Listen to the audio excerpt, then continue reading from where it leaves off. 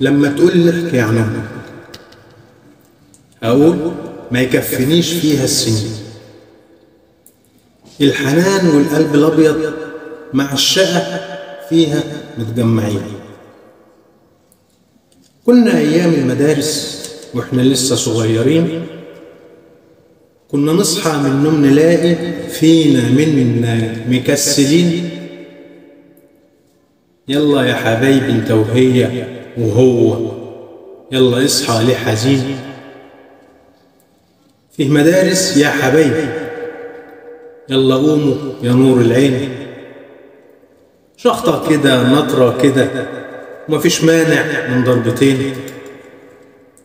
وانا صاحب الحظ الكبير عشان دماغي ناشفة حبتين.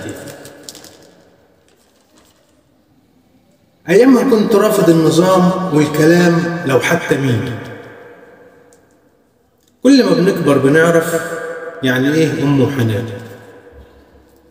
يعني ايه عارفة صالحنا ولصالحنا كله هان.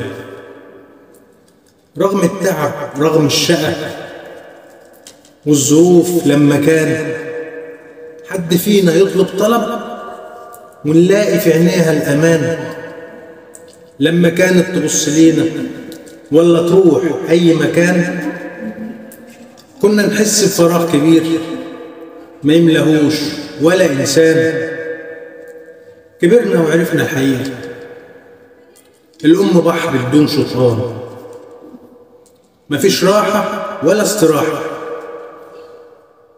وكله عندها في الحسبان. كل التكريم ليك يا أمي والفضل كمان والعرفان. بعد ربنا طبعا أكيد يجمعنا في جنة رضوان. محمد شوقي.